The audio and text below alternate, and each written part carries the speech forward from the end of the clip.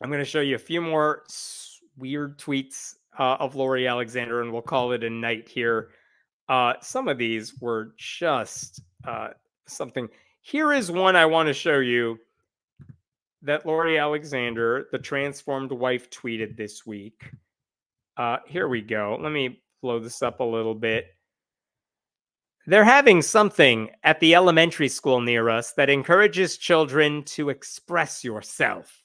Its hidden agenda is for children to change genders, take pills that will destroy their health, and cut off body parts. Weep for the children. Protect your children. Holy hell. The elementary school said, express yourself. That's like, hey kids, have fun with 3 colors instead of 2. Like, just be artistic, be yourself, have some fun. And she immediately jumps to the school is trying to indoctrinate them by telling them to express themselves. How warped does your mind have to be if they say, just be yourself, be creative? And she jumps to, I hate trans people. But that's what fundamentalism will do to you. Here's the next one that I thought was insane. She was just on a roll this week. When I was in elementary school, the only thing taught in sex ed to the girls was about their period in about 6th grade. That's it. No boys were in the class. Even then, we were all embarrassed. It's heartbreaking what they're teaching children today. First of all, learning about your period is not sex ed. Like that's not good sex ed if that's all you're learning in it. But also, like, fine, teach girls about their period. Is 6th grade the right age for that? I'm not sure. Learning about your period in 6th grade, when I'm sure it's already happening for some girls at that point, that seems late. But also, think about what her and other women like her are worried that people are teaching children.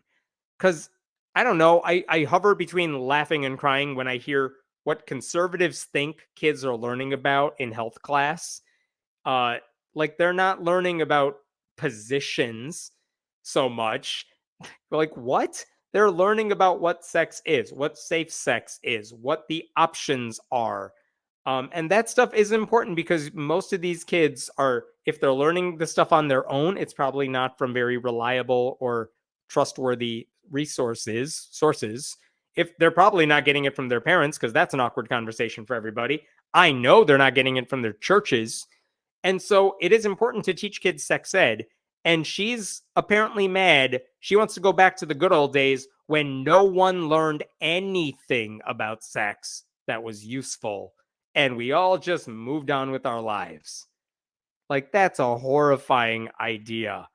And my God, I know my teacher was joking about this when I was in elementary school, but basically she joked that as we're going through like the vocabulary list for sex ed, maybe this is like 5th grade or something, we're going through the vocabulary. And as we go through the vocab, kids in the room are giggling at the mentions of those words. And the teacher basically joked that our final exam in this unit was just going to be saying all those words without laughing.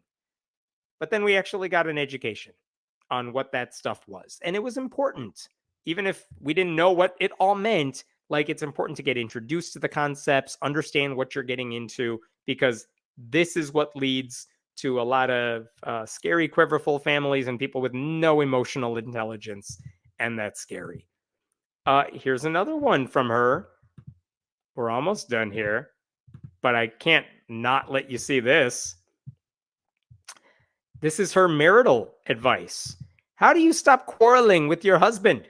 Share your thoughts and opinions with him. Have a discussion, but stop when you feel yourself becoming upset and demanding that you're right. And this is the part that you got to read, because even if you are, you're wrong. How's that for marital advice? How do you stop fighting? Just shut up. Even if you're right and your spouse is wrong, guess what? You are wrong. I feel like if I say that to my partner, that's never going to go over well, as it shouldn't. But this idea that if a woman is right, she should just shut up anyway and let her husband be wrong because he's her master She is submissive to him. Such bad, horrible, harmful advice right there. That's scary. And by the way, she had one more piece of advice I wanted to share with you, and it has to do with advice for women whose partners are not faithful. Let me play this for you, and then we will talk about it. The first thing you need to examine is your own behavior and yourself as a wife to him.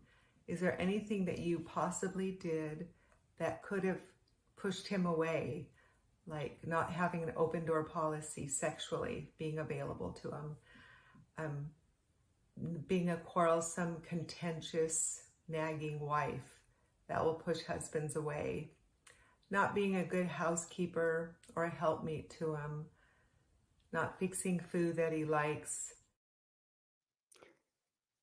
If someone has an affair, I'm just saying blaming it on the woman for not cooking him the right food or for being like for nagging him. I feel like any qualified marital therapist would say, no, none of that is accurate. Not her fault. Stop blaming her. And what's Lori saying? Like, no, you should blame yourself. He did this because of you. You should examine yourself. Like, that is horrible, horrible, harmful advice right there. And I want to share that with you because one, it's horrible advice. It is advice a lot of Christian conservative women get. But two, I'm showing you her tweets, and I know a lot of you are like, her husband writes those tweets. Like, no, she's a real person. She says stupid stuff in real life. She exists. Like, don't gaslight me. She's a real person. She's not just a parody.